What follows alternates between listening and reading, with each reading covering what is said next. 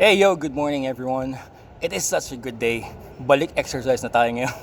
Kasi nung nagsimulang mag-uulan tuwing umaga dito sa Makati, hindi na ako nakakalabas para magbisikleta. At nakakapanghina. Naramdaman ko talaga ng hina ko simula nung hindi na ako gumalaw-galaw. Okay, so movement. Movement is one of the essentials of life. So, lima yun, no? Lima yung essentials of life and movement is one of them. And eto, natutunan ko to kay Neil deGrasse Tyson sa isa niya mga videos. Sabi niya, yung mga atoms daw, yung mga particles, yung mga atoms, yung mga molecules, sa kahit anong bagay, they vibrate. Okay? Halimbawa, let's say sa kamay natin ngayon. So yung mga atoms ng kamay ko nagva-vibrate lahat isa-isa yon. Okay? And that creates thermal energy. So that creates energy.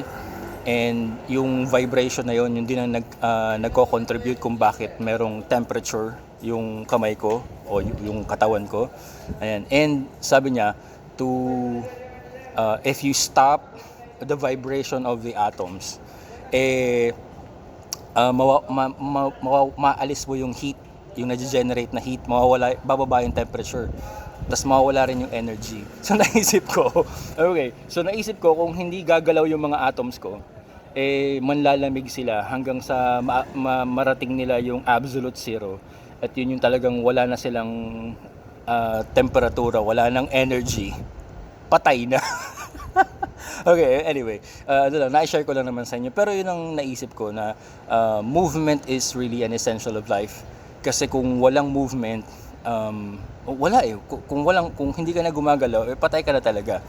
So, even ito mawalang galang na, with all due respect, kahit yung mga baldado, yung mga paralisado from neck down, yung hindi na makagalaw ang katawan, still, yung mga muscles nila, yung mga atoms sa kanyang katawan, nagva-vibrate yon to create energy, to create heat.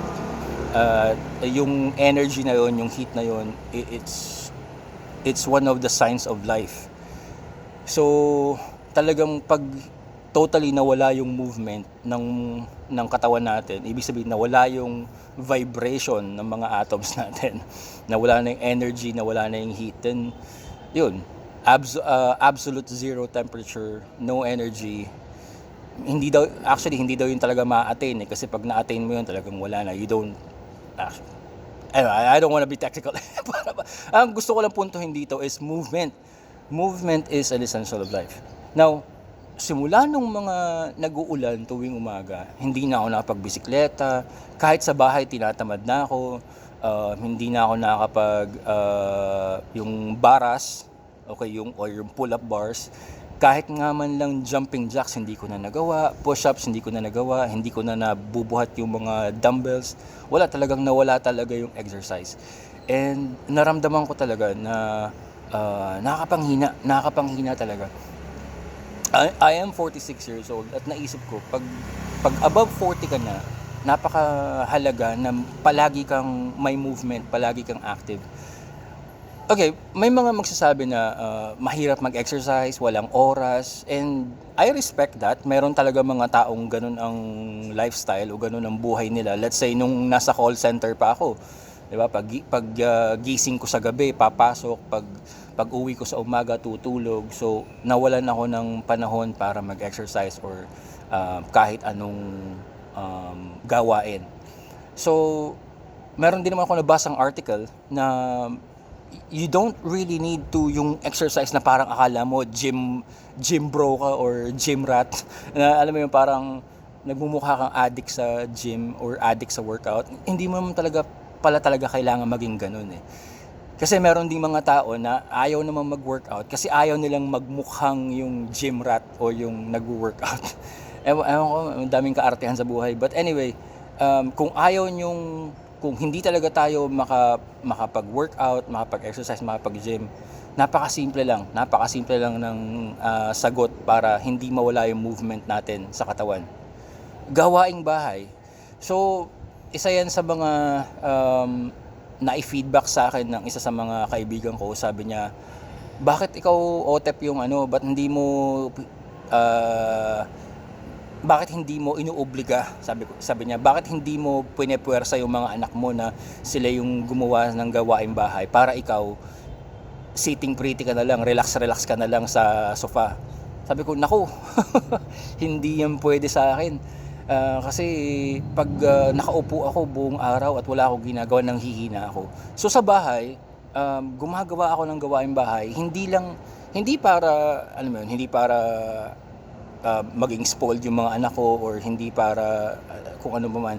The main reason why I do house chores a lot is because yun yung source of movement ko. Pag hindi ko yun ginawa, pag hindi ako naghugas ng pinggan, pag hindi ako naglinis sa bakuran o sa garahe, mawawalan ako ng movement. Ang mangyayari, either nakaupo lang ako sa sofa or nakatayo lang ako sa isang sulok. Which is, yun din sa office. Yun din na nangyayari sa akin. Pag nakaupo ako buong araw sa office, talagang nanghihina ako. Ramdam ko na may brain fog, ramdam ko na nawawala ako sa concentration, ramdam ko na wala akong gana, parang nade-demotivate ako na maghapon akong nakaupo ng 8 hours. Kaya kahit sa office ang ginagawa ko, every 2 hours I stand up, nasa 5th floor ako, bumababa ako sa ground floor, tapos magpapaikot-ikot lang ako dun sa garahe namin. Wala naman talaga akong gagawin. Tapos aakyat na uli ako sa 5th floor gamit yung stairs. Hindi ako nag-elevator sa office. So, yun, kahit yun man lang, isang round ng baba at akyat, 5 floors, hagdan, ikot sa garahe. That's more than enough for me. Pagbalik ko sa workstation ko, nawala na yung brain fog, nawala na yung pagka-demotivate, demotivated, nawala na yung panghihina dahil sa palaging nakaupo. So yun lang, movement, let's just move. Kanina nag 5 laps na ako dito sa circuit. Medyo mahirap-hirap din yun, matagal-tagal din yun.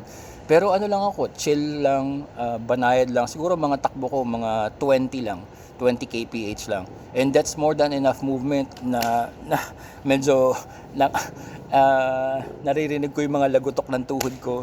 So, hopefully, maging ganito lagi yung weather sa umaga para makabalik ako ng pag-exercise sa umaga. This is my exercise in the morning, cycling. And mamaya pagbalik ko sa bahay, so yung house chores. Tapos pagdating ko sa office, every 2 hours, I stand up, I walk, I go down the stairs, 5 floors, I go back up. Tapos pagkatapos ng office ko, magbibisikleta uli kami ng anak ko. Or kahit ako lang, magbibisikleta ako, tapos gawaing bahay uli. And then, if meron pang time at maganda yung panahon, I go out and ride my motorcycle para makapag-relax din naman. Ayan, hopefully, may naibahagi ako sa inyong kapaki-pakinabang.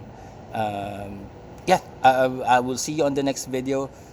I'm posting this dito sa Man Cannot Ride, and dito naman sa Facebook page ko.